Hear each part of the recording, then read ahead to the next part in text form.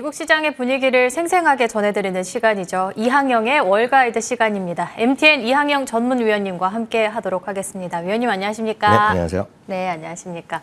또 간밤에는 반도체 쪽 수요 우려 그리고 실적 우려로 혼조 마감됐는데요. 더 자세한 이야기 나눠주세요. 네, 한마디로 오늘은 엔비디아의 실적의 예비치가 발표됐는데 이것이 나름 충격적인 예비치가 발표됐습니다. 그러면서 반도체 주식들이 줄줄이 떨어졌고요. 그러다 보니 나스닥은 약보합으로 내려갔습니다. S&P 500도 약보합으로 마감됐고요. 다우지수도 상대적으로 조금나마 선방하면서 강보합으로 마감될 수 있었습니다. 전체적으로 보면 큰 흐름이 없었지만 섹터별로 오늘 기술 하락이 좀 두드러진 것이 오늘 시장의 특징이 되겠습니다. 11개의 섹터가 있는 거 다들 아실 것 같습니다. S&P 500이요. 11개 섹터 중에 기술주를 포함해서 하락한 것은 사실상 4개밖에 안 됩니다. 그렇지만 워낙 기술주의 영향력이 크고 큰 것들이 좀 떨어졌기 때문에 주가의 오늘 투자의 심리는 그렇게 썩 좋지 않은 결과를 가져왔습니다. 상대적으로 7개 섹터가 올라갔습니다. 그중에서 부동산 섹터, 소재 섹터, 에너지 섹터 등이 오늘 나름은 반등에 성공한 것이 오늘 하루의 특징이 되겠습니다. 상품 시세 좀 확인해 보겠습니다. 유가가 다시 90달러 선을 회복하는 모습이었습니다. 유가는 고점에서 많이 내려가는 추세였는데 오늘은 좀 반등하는 모습을 보여줬습니다. 금값도 오늘 좀 상대적으로 반등했습니다. 10년물 금리는 지난 주말에 고용보고서 나오면서 급하게 올라가는 모습을 다들 확인하셨었는데요. 오늘은 좀 진정되는 모습 정도였습니다. 미국 달러도 지난 금요일 날 좀 올라가는 모습이었었는데 미국 달러는 또 역시 금리와 마찬가지 조금 하향 안정되는 모습이었습니다. 그래도 여전히 100포인트 넘는 위의 수준이 여전히 달러에 대한 부담은 여전히 있겠고요. 2분기 실적 시즌에서도 역시 달러의 부담이 실적에서 온전히 반영되고 있다는 것을 여기저기서 확인할 수 있었습니다. 네, 전반적으로 살펴봤고요. 그러면 이번에 큰 화두였던 엔비디아를 비롯한 특징주들 점검해 보겠습니다. 어떤 종목들이 있었나요? 네, 엔비디아는 워낙 한국에서도 서학개미 분들이 많이 갖고 있는 주식 중에 하나인데 오늘 좀 실망스러운 실적 예비치를 발표했습니다. 보통 실적 가이던스를 처음에 회사가 기업 실적 공개할 때 발표하고요. 그리고 그 다음에는 특별한 일이 없으면 실적 예정 발표 예정일을 발표하는 것이 상례입니다. 이번에는 8월 24일 날 장 마감 이후에 엔비디아 실적 발표 예정돼 있는데요. 거의 보름이나 앞서서 실적 예비치를 발표했습니다. 예비치를 발표하는 경우는 너무나 명확합니다. 본인들이 생각했던 그리고 월가에서 투자자들이 알고 있는 컨센서스보다 상당히 높거나 아니면 상당히 낮을 때 어떤 충격에 대비하기 위해서 미리 스스로 얘기하는 것인데 오늘 그것이 바로 나왔는데 좋은 의미로 나온 것이 아니라 오늘 나쁜 결과를 가져왔습니다. 실적 악화를 경고하면서요. 6.3%나 오늘 주가 하락했습니다. 수치를 한번 확인해 보겠습니다. 여러분들 지금 보시는 것 중에서요. 제 첫 번째 칼럼이라는 것은 오늘 발표한 실적 예비치가 되겠고요. 두 번째 칼럼은 컨센서스가 되겠습니다. 그리고 노란색으로 쳐 있는 것이 컨센서스와 차이가 되겠고요. 오른쪽은 빨간색으로 보이는 것은 미스, 못 맞췄다는 얘기가 되겠고요. 초록색은 이제 비트했다는 것인데요. 초록 비트했다는 것 자체는 거의 없다라고 일단 이해하시면 되겠습니다. 구체적으로 보면은요, 매출인데요. 매출액이 67억을 오늘 예비치로 발표했습니다. 거의 뭐 예비치는 나중에 24년 발표될 거랑 거의 뭐 유사할 거라고 보고 있습니다. 컨센서스가 81억이었고 이 81억은 회사 측에서 지난 1분기 실적 발표하는 날 가이던스를 제시했던 바로 그 금액입니다. 그보다 무려 17.3%나 못 맞췄기 때문에 오늘 충격적인 의미로 받아들여진다라고 보셔야 되겠고요. 당연히 마진율도 많이 떨어졌습니다. 그리고 앞으로의 영업이익도 상당히 줄어들겠고요. 자동차, 그러니까 시계에서 자율주행 자동차 부분, 오토 부분만 제외하고는 오늘 대부분이 가이던스보다 형편없는 실적 예비치를 발표한 것이 오늘 핵심이 되겠습니다. 그러다 보니 반도체 관련된 비슷한 것들이 많이 같이 떨어졌습니다. AMD도 오늘 좀 주가 2% 정도 떨어지는 모습이었고요. 많은 분들이 또 우리나라에서는 그 반도체 ETF를 또 선호하시는 분 많이 있습니다. 특히 반도체 ETF 중에서도 3배짜리 하시는 분 계신데 이건 오늘 1배짜리입니다. SOXS도 오늘 1.5% 떨어졌기 때문에 SOXL 같은 거 3배짜리 하시는 분들이 이거보다 3배 정도의 주가 하락이 불가피했다라고 보시면 되겠습니다. 상대적으로 좋았던 것들이 있습니다. 미국에서 일요일 날이죠. 미국 날짜 일요일 날 통과된 법안이 하나 있습니다. 물론 상원에서 통과된 것인데요. 그것이 인플레이션 감축 법안입니다. 그중에 핵심적인 분야가 소위 클린에어 관련된 겁니다. 재생에너지 쪽이죠. 그래서 태양광과 그리고 풍력 이런 것들에 대한 관심이 커져 있는 것은 분명한 사실이 되겠습니다. 실제 지난주부터 많이 올라간 모습이야. 거의 2주째 올라갔고 실제 내용은 거의 다 알려져 있던 사실인데요. 여하튼 골드만삭스에서 대표 기업 중에 하나죠. 퍼스트 솔라에 대해서 중립에서 매수를 올렸고요. 목표 주가도 83달러에서 126달러까지 올리면서 그렇지 않아도 2주 전부터 해서 주가 올라가 있는 주식에 지금 기름을 부었습니다. 4.7%나 오늘 반등했습니다. 썬런도 대표적인 그 태양광 회사고요. 쉽게 얘기해서 집에서 쓰는요.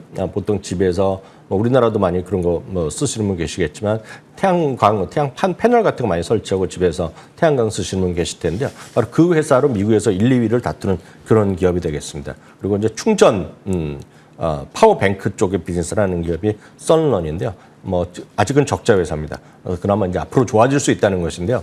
역시 한 2주째 주가는 올라가고 있고요. 오늘도 역시 2.7%가 반등하고 있습니다. 다음은 이제 팔란티어입니다. 팔란티어는 이제 좋아하시는 분이 워낙 많은 기업이지만 상당히 적자를 계속해서 보이고 있고 올해 흑자를 좀 내고 있지만 아주 미미한 흑자였습니다. 팔란티어는 아시다시피 각종 데이터라든가 인공지능의 총집합체라고 얘기하고 있고요. 오사마 빈 라덴을 사살할 수 있었던 것이 결국 팔란티의 기술력 덕분이다. 라는 얘기 아마 많은 분들 선호하신 분은 많이 아실 것 같습니다. 주당 손실이 1센트가 나왔는데 1센트가 그나마 오늘 또 충격적이라고 받아들여진 거죠. 왜냐하면 전망 자체가 흑자가 날 것으로 예상했습니다. 흑자 규모는 크지 않았습니다. 3센트였지만 이거를 맞추지 못했고요. 매출은 그나마 전망을 맞췄는데 문제는 이제 가이던스인데요. 가이던스가 약간 실망스럽고 정부와의 계약건이 큰 것들이 있는데 그것들이 약간 지연될 가능성을 언급하면서 오늘 주가가 14% 이상 떨어진 모습이 되겠습니다. 한 두 개만 더 말씀드리겠습니다. 타이슨 푸드는 대표적인 육가공 회사라고 보셔야 되겠습니다. 전 세계 2위고요. 미국 1위의 육가공 회사가 되겠습니다. 쉽게 해서 여러분들이 좋아하시는 소세지라든가 베이컨 그리고 미국산 전 세계 마찬가지가 되겠지만 닭 가금류 이런 것들에 대해서 세계 2위 회사가 되겠습니다. 실적이 실망스럽고요. 8.4%가 떨어졌고요. 특징주를 한두 개만 더 말씀드리면 시그니파이 헬스라는 조그만 기업이 있는데요. 가정에서의 어떤 많은 분들의 헬스케어를 도와주는 분들입니다. 전문 간호사가 방문하거나 여러 가지 서비스를 해주는 기업인데요. CVS 헬스에서 인수할 가능성이 있다는 것이 월스트리트 저널에 보도되면서 무려 10%나 급등했고요. 글로벌 블러드 세라피틱스라는 것은 파이자에서 인수 합의 얘기가 계속 나오고 있었습니다. 인수가 나온 것이 나오면서 오늘도 역시 주가 급등한 모습을 보여주었습니다. 네, 실적 예비치부터 부진했었던 엔비디아가 이번에는 6%대 급락이 나오면서 시장에는 어느 정도 부담을 안겨주었고요. 반면에 또 투자 의견 상향 조정이 나온 신재생 에너지 쪽, 퍼스트솔라, 썬런 전반적으로 점검 도와드렸고요. 이번에는 빅테크 쪽 보도록 하겠습니다. 그리고 시총 상위주들도 함께 볼까요? 네, 빅테크 포함해서 시총 상위주들은 오늘 대부분 이제 보합권, 약보합이 대부분이었습니다. 크게 떨어진 건 없고요. 대부분이 0.34에서 1% 정도 내외 하락이었습니다. 종목은 대동소이합니다. 애플이 한 0.3% 내렸습니다. 마이크로소프트도 한 0.9% 내렸고요. 그 밖에 알파벳과 아마존도 거의 약보합에서 일단은 주가가 오늘 마감되는 모습이었습니다. 많은 분들이 좋아하시는 테슬라가 지난 금요일 날은 6%대 하락을 보여줬었는데요. 오늘 강보합 정도로 일단은 선방했고요. 넷플릭스는 2.9% 떨어졌습니다. 최근에 다우지수가 상대적으로 강한데 큰 역할을 하는 것 중에 한 두 개가 보잉과 디즈니인데 오늘은 디즈니가 나름 선방하면서 디즈니가 다우 주식이 강보합 나오는데 가장 큰 역할을 했던 주식으로 판단되고 있습니다. 오늘 디즈니는 2.3% 올라갔고요. 최근 들어서 여하튼 소비에 대한 우려감이 많이 있지만 서비스 수요에 대한 착실한 성장이 계속 이어지고 있는 것은 팩트가 되겠고요. 서비스 중에서도 상대적으로 아직까지 회복이 좀 부진한 거. 그렇기 때문에 역설적으로 보면 흔히 얘기해서 포텐이 아직 많은 것으로 대표적인 것이 두 가지가 있습니다. 하나가 레크레이션 쪽입니다. 쉽게 얘기해서 테마파크가 되겠고요. 또 하나는 공연 시장에 대한 확대, 회복에 대한 기대감인데 그런 관점에서 디즈니가 최근에 좀 주목받고 있다라고 보셔야 되겠고요. 비자나 오늘 마스터 이런 것들은 최근에 여전히 관심주로 많이들 얘기를 하고 있는데요. 오늘 약보합 정도로 일단 마감됐습니다. 네, 그러면 이번에는 어제도 살짝 이야기를 나눠보기도 했는데 반등 국면에서 시장을 이끌어가는 섹터들 한번 점검해 볼게요. 네, 그 연초 대비로 보면 섹터 11개 섹터 중에서 여전히 제일 많이 오른 섹터는 여전히 에너지입니다. 다만 에너지는 6월에 시장이 저점일 때가 상대적으로 고점이었고요. 실제로 그 이후 6월 중순 이후 7월 달 그리고 8월 달까지 해서 하락률이 또 11개 섹터에서는 제일 큰 섹터가 되겠습니다. 연초 대비 하락률이 제일 컸던 주식 섹터가 커뮤니케이션 서비스와 이미소비재와 IT 쪽이거든요. 지금 오른쪽에 있는 세 개 섹터인데요. 이것이 파란색으로 보여드리는 것은 연초 대비 얼마만큼 하락했냐는 것인데요. 제일 하락폭이 컸던 것이 그나마 지금 8월에 선방하고 있고 1% 이상 상승하는 것이 바로 이들 섹터라고 보셔야 되겠습니다. 다음은 스타일입니다. 스타일이라는 것은 뭐 배당이면 배당, 아니면 가치주다, 아니면 모멘텀이다, 성장이다 이런 걸 갖고 얘기하는 걸 우리가 스타일이라고 얘기합니다. 그래서 최근에 주시장이 다시 어떤 스타일의 어떤 변화, 스타일 쉬프트라는 용어를 쓰고 있는데요. 스타일의 변화가 조금씩 보여주고 있다는 얘기를 하고 있습니다. 그런 걸로 보여주는 것이 가치주와 성장주로 보여주는 그림이 되겠는데 역시 파란색이 연초 대비의 상승률과 하락이 되겠고요. 조그맣게 보이는 것이 8월 이후에 상승률과 하락이 되겠습니다. 전체적으로 보면 상대적으로 지금 소위 성장 섹터보다는 가치주 쪽이 좀 반등을 하고 있다는 것들 여러분들 그렇기 때문에 여기로 보면 성장주가 최근 들어서 앞서 보여드렸던 그런 섹터가 강하면서 그런 쪽이 조금 더 상대적으로 선전하고 있고 이런 것들이 특히 7월 이후 두드러지고 있다는 것도 확인하시면 좋겠습니다. 네, 가치주를 대비해서는 성장주의 반등 폭이 더 부각되고 있다 말씀해 주셨는데 그렇다면 월가에서는 주목하고 있는 성장주들 어떤 게 있을까요? 네, 맞습니다.